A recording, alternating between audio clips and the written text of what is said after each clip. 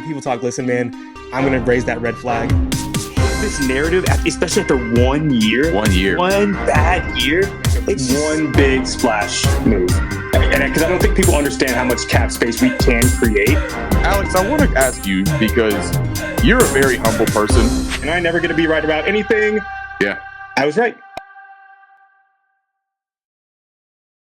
What's up, y'all? Welcome back. Before I say anything, I encourage you to watch me and Ant's show, the previous show. It's about basically a broad scope of what I'm kind of going to talk about moving forward. It kind of just like lays out why I've come to the conclusion, me and Ant have come to the conclusion that we've come to. And when you look deeper into year by year by year, you start to kind of come to that conclusion yourself. So basically what I decided to do, because it took me so long to kind of see the writing on the wall, that I had to do this myself. And you can't explain it without explaining it thoroughly. So what I decided to do was kind of do every single year leading up to this year, and why I think specifically that this was all pre-planned. Now I'm starting in 2020. I don't think 2020 was pre-planned. I think 2020 was a shit show. It is ugly. It is incompetent. It is awful. I don't know why I didn't remember how absolutely terrible 2020 was. It's on paper, when you look at all the numbers, like Marty Hurney is just he's not a moron, because he obviously got this job for a reason, but it doesn't look like a professional did this. So I'm going to try to explain it the best way possible so you can kind of understand how we dug ourselves such a bad hole.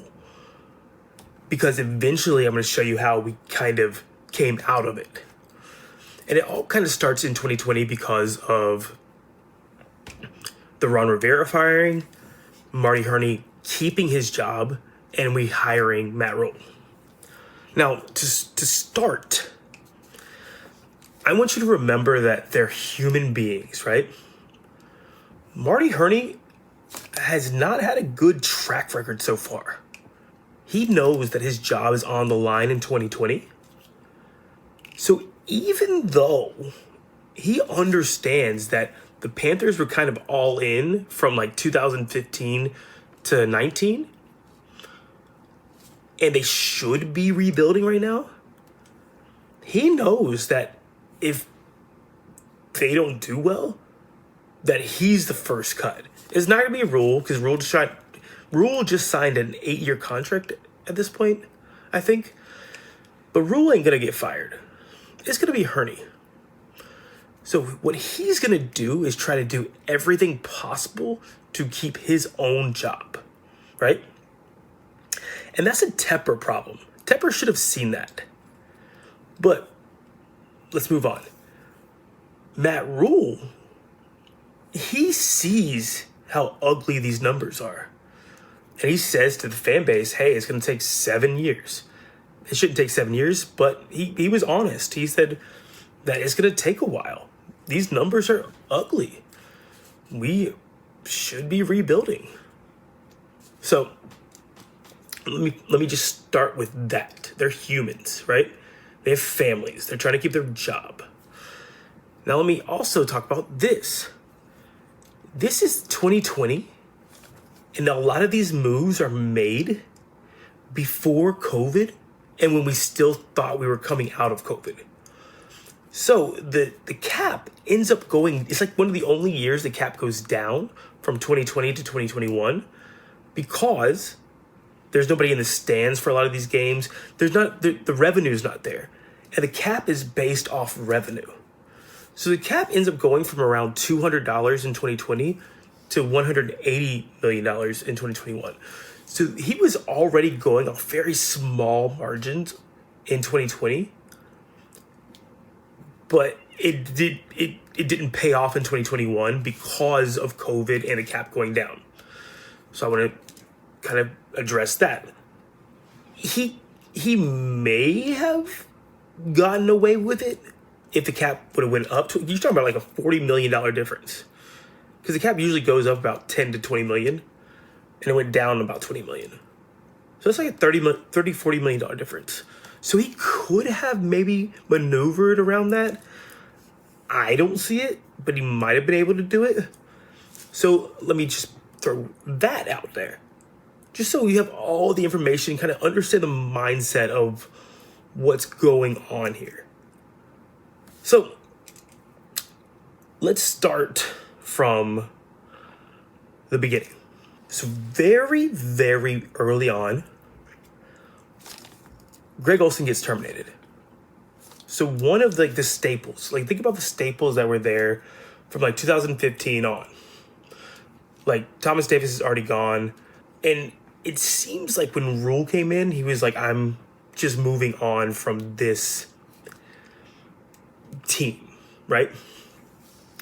Because Olsen gets terminated. Eric Reed gets terminated. Trey Turner gets traded. Cam gets terminated.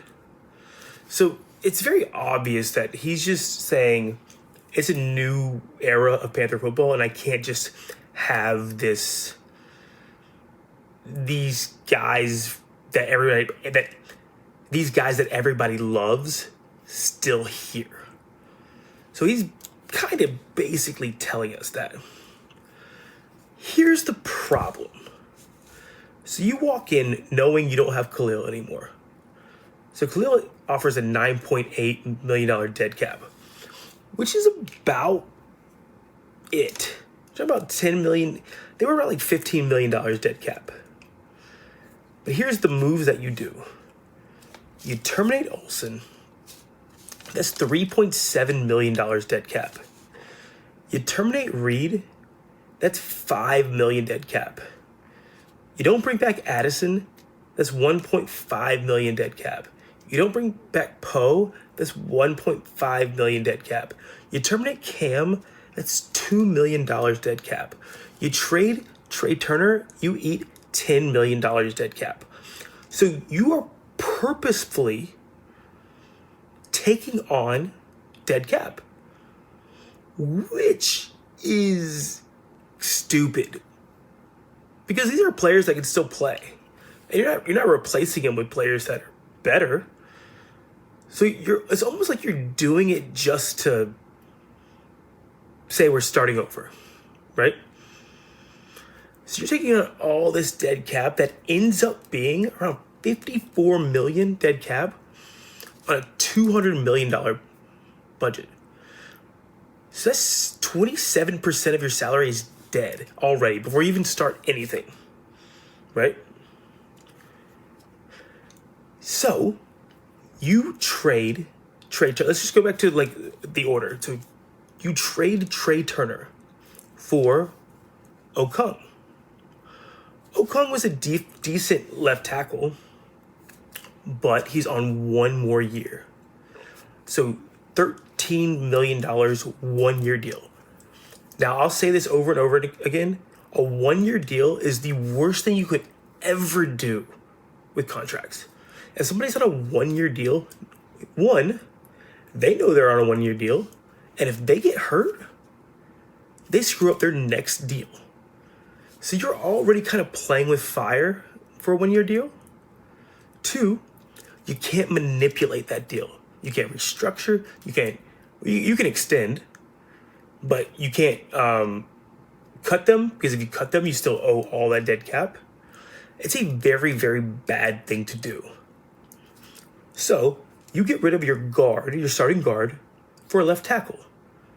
So altogether with that one transaction, you're talking about $10 million dead for Trey, and then $13 million that you're paying to Okung. So that's $23 million in dead cap in that one transaction. Not only that, you got to replace that guard. So what do? They go get John Miller for $4 million. So in that one transaction, you lose $27 million in dead money for that 1 year. So you're telling your fan base that you're going to rebuild. You can't, because you're signing 1-year deals. So what you have to do to have your good, because these aren't even your good players. These are like just players. So what you have to do with your good players, you have to extend them and lower your current cap and push that cap down the road. Now, I don't know if everybody has like listened to my previous video, but I'm just going to give a quick example of a contract, right? So say you have a 3-year, $30 million contract, right? And you have $9 million guaranteed. Well, 3 years, $30 million, that's $10 million a year, right? 10, 10, 10. And I didn't mean $9 million guaranteed, I meant 9 million signing. So if you have a $9 million signing bonus, this is what I do. I take my first year, 10, and I say minus 9. I divide that by 3 because it's a 3-year deal. So then I have 3, 3, 3. Well, I only have 1 million left over since I subtracted 9. But I have to give that back over the contract. So then 1 plus 3 is 4. 10 plus 3 is 13. 10 plus 3 is 13. So my first year of cap is only $4 million. But the following year is 13 and then 13. So that's why you extend these people, so you can lower that first year of cap. But you end up eating it the next year and the next year. So what did we have to do because we did all those little moves? Well, we gave CMC an extension, 4-year, $64 million extension with $27 million at signing. 27 divided by 4 is $7 million. So I don't want to do each math, but basically you're lowering that, and then he's going to have big numbers down the road. You signed Trey Boston to a 3-year, $18 million deal. So it's a 3-year deal, you're putting that cap down the road. Because that signing bonus cap, it doesn't matter if you cut him or not. That signing bonus cap stays. Always. Even if you trade them, you've already paid that signing bonus, so that is part of your cap for the foreseeable future. So you signed Justin Burris, which is also weird because you just signed Trey Boston. So you just signed 2 safeties, 2 multi-year contracts. You bring in Robbie Anderson. That's also weird because you have so many holes. You have DJ Moore and Curtis Samuel, which is kind of like the best situation out of a lot of bad in your lineup. But you give Robbie Anderson a 2-year, $20 million deal with a $12 million signing bonus. So you have to do this, right? Because you just ate so much cap. But all these extensions are going to get pushed. Not only that, you still haven't signed Moton to an extension, Dante Jackson to a multi-year extension, DJ Moore to a multi-year extension. So if you know all of this, what are you doing cutting these guys and getting dead cap? It doesn't make any sense. It is floundering, hoping that you can make it back down the road. So at this point, I have all this dead cap. And what are my current big cap hits at this point in time? And then you're looking at K1 Short, that you just had a big contract extension to. your defensive tackle, but you got rid of your other defensive tackle in Poe, so you're like, you desperately need this guy. You have Paradis, because Khalil's gone. He's making around $10 million at center. That's your big cap. Shaq Thompson already is on an extension that you've already restructured, so that's already pushed down the road. So it's just so much bad. And not only that, this is what I'm doing. I'm signing Mike Davis to a 1-year deal. What do we know about 1-year deals? It just sits there and takes up cap. Whitehead, $2.5 million 1-year deal.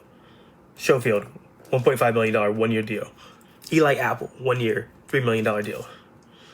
So you're signing all these 1-year deals that basically, if you think about a cup and you're filling it up and the cup can't run over, you got to just pour it into the next year's cup.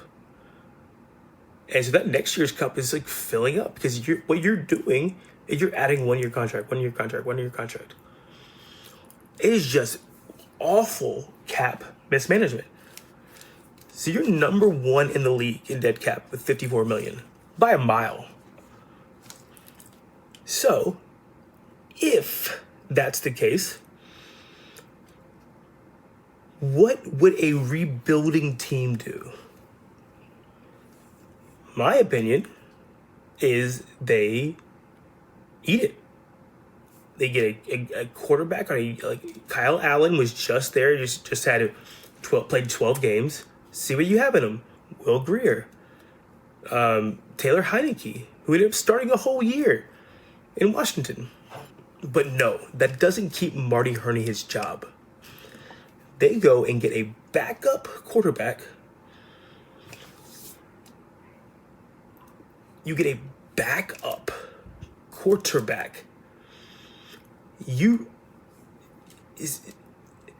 See how this doesn't make sense. You have the most cap hit, the biggest cap hit in the NFL. You grab a backup on another team, who's the second best quarterback on another team, and they gave him a 3-year, $63 million contract with $33 million guaranteed. So I don't have any money. I have my whole offensive line on a 1-year deal.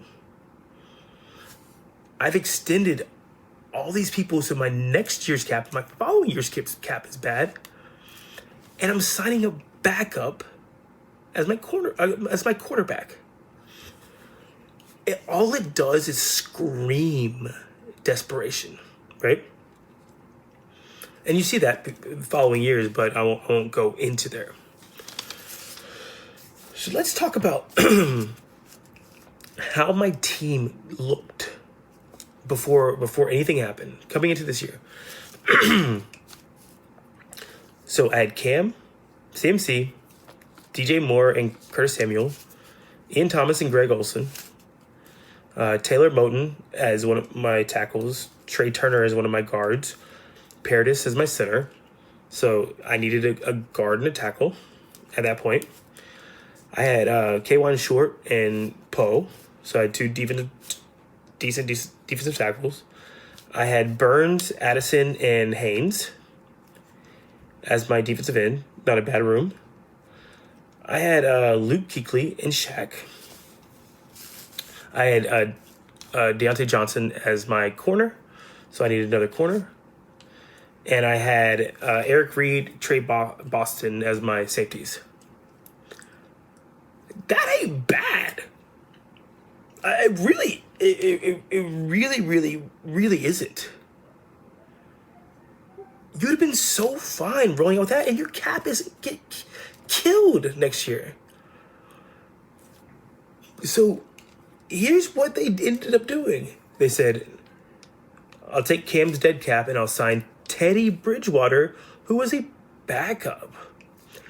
I'm going to extend CMC, which you needed to anyways, and then add Mike Davis on a 1-year deal. 1-year deals are bad, right?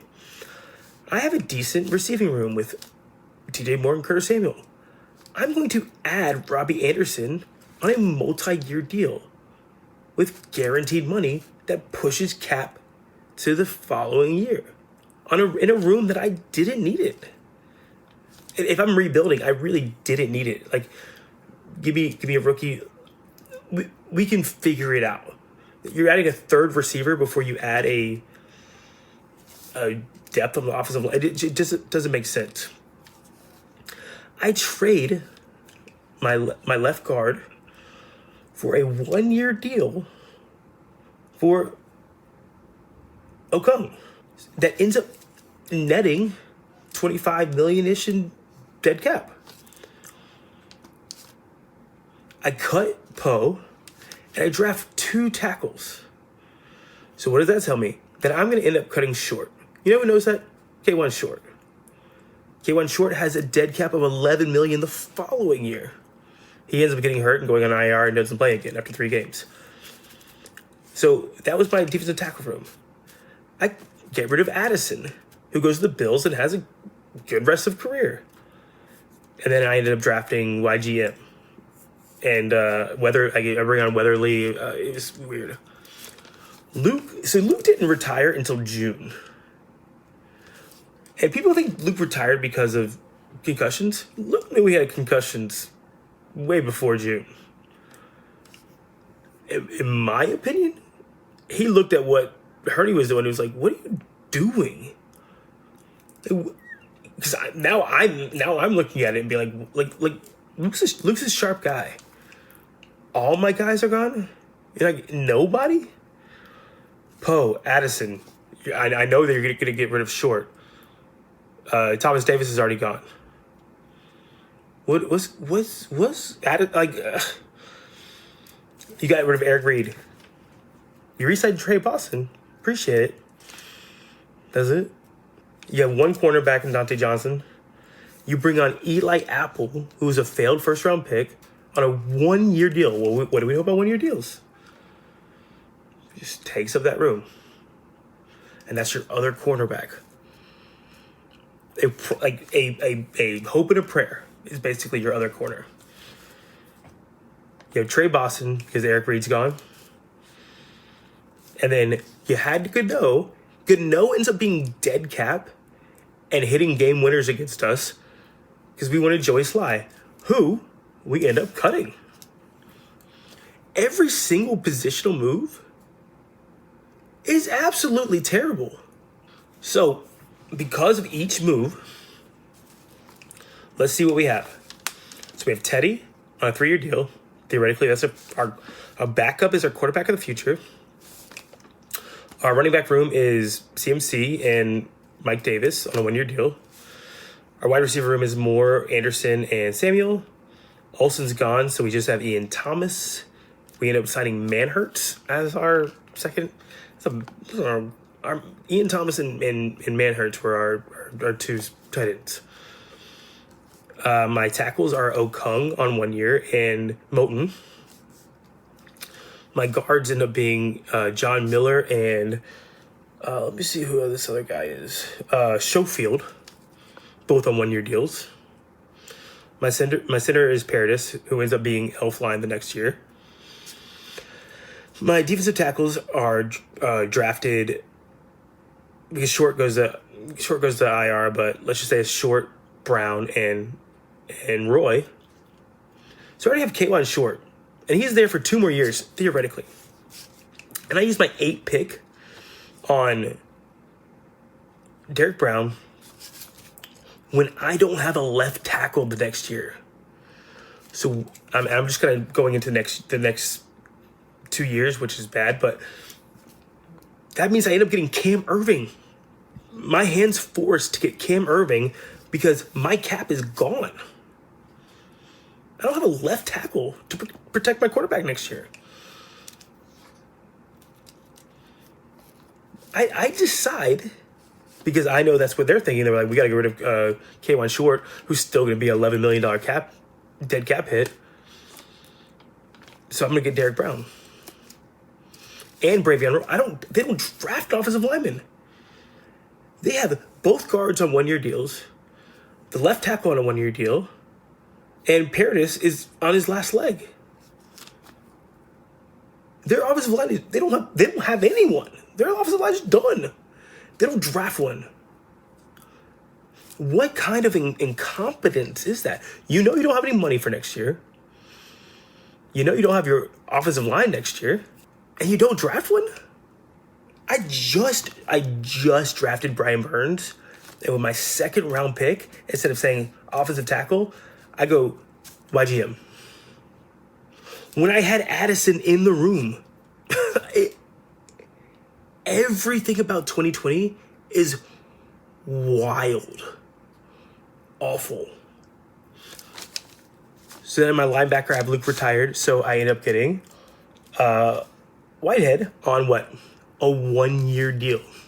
Cornerback, I have Deontay Johnson and Eli Apple, so I end up drafting Troy Pride Jr. and Stanley Thomas Oliver in later rounds as my like. So what do you think? So let's just play a game that Eli Apple's good, and then what? Goes to another team. You can't afford him next year.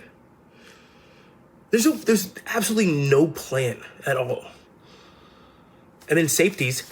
Here's the craziest thing of all this stuff. You give a multi-year, so you take the hit of $5 million to Eric Reed, dead cap. You could have just kept him. You take the hit. You give a multi-year deal to Trey Boston, a multi-year to Justin Burris. You draft Jeremy Chin and Kenny Anderson. So you need all this help on offensive line, but you're sitting there with 4 safeties. And then your kicker is Joey Sly, but you're still paying Cano. Everything is incompetent about 2020. It is.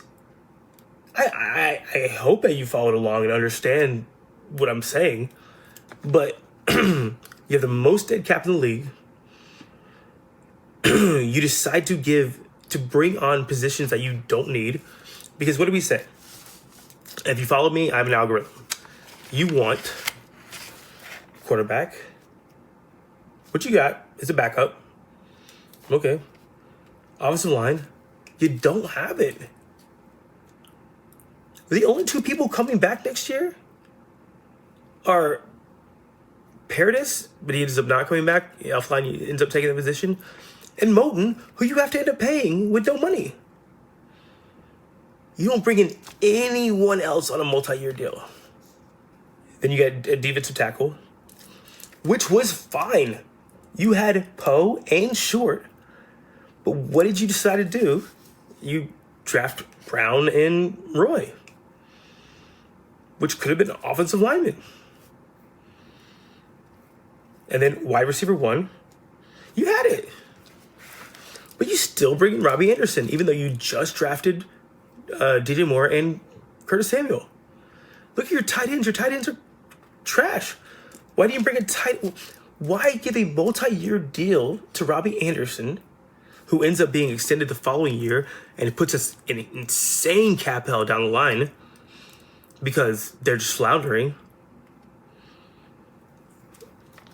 And then edge. You had Addison. You decided you didn't want to bring him back. And so you already have Burns. You have Haynes.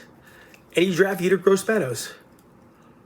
You already have your edge that you already drafted. Why not use that second round pick on offensive line? It's the second most important position. You're drafting players that you already have. It just doesn't make sense. You had just drafted Burns and Haynes. You had Addison.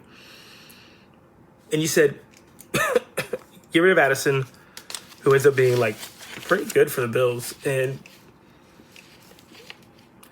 I get it. If you're trying to save the cap, I get it. But it's the dead cap that you created.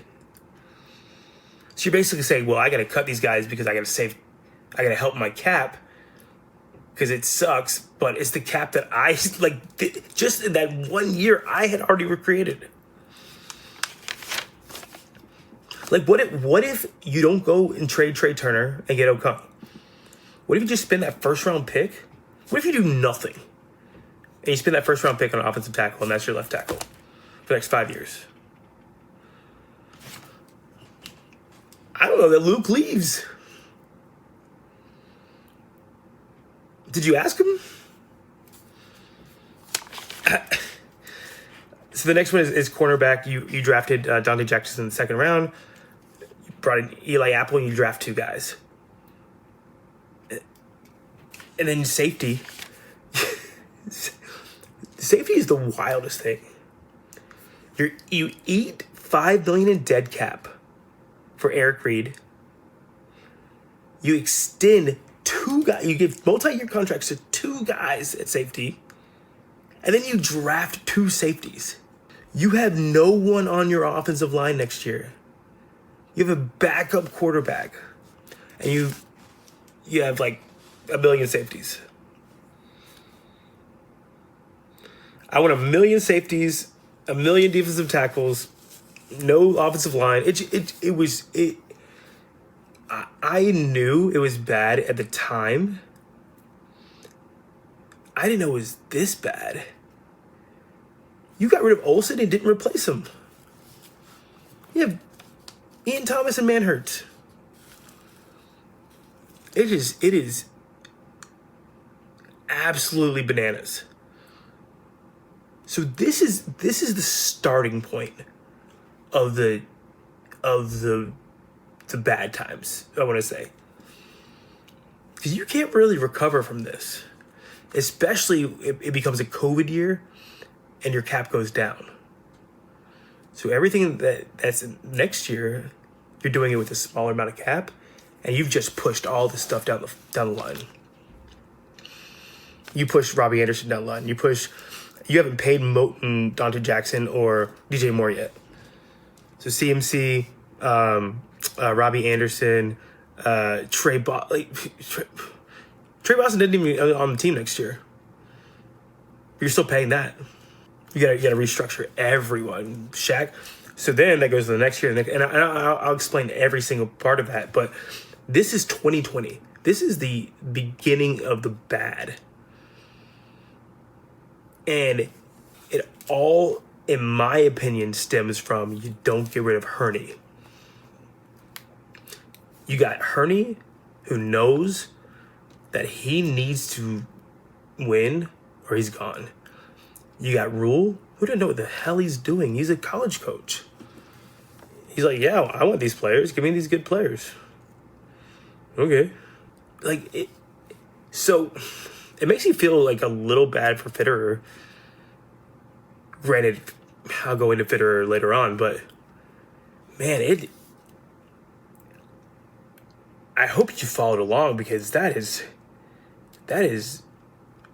like, you don't have an offensive line or any cap next year. You're rolling with Cam Irving for the next 2 years after that at left tackle.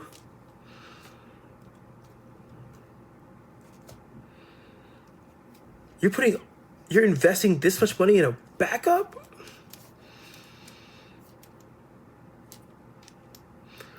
He was a backup before us, and he was a backup after us. Oh God, man, the fact that the fact that it took that long to get to our 2-win season is wild, because it's almost like Rule kind of overperformed with this mess. It's bad. All right. So this is part 1 of why it became so bad. And you can already see it. I hope you can see it. So if you can't, if I'm not being clear, I really would love for somebody to put it in the comments, because I don't want to get to 2021, 2022, 23, and 24 if people are still confused. But I hope that you understand that extending, restructuring, signing for multi-year deals is good for the first year of cap. Always remember that. First year, and then second year is when you start to see that and then third year is then like that's like when it really hits. So that's always remember that. So that's basically the idea of pushing cap down the road. 1 year deals are very bad, but you can't do, like, they're fully guaranteed basically. You can't do anything with them. If you cut them, you're still paying them.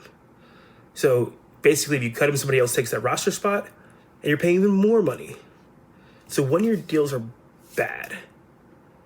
So just those things always remember. First year of extensions, restructures are good. They get higher down the line. 1 year deals are the worst. Franchise tags, all that stuff, they're terrible. So if you keep those in mind, then I think you'll follow along well. But yeah, we went 5-11 that year, and the only really big injury was K1 Short. But we just signed Derek Brown. Like, we had somebody there in a top 8 pick. So Brevian Roy, Marquand McCall, I think was with him then too. Can't remember, but yeah, it's not like we got killed by injury.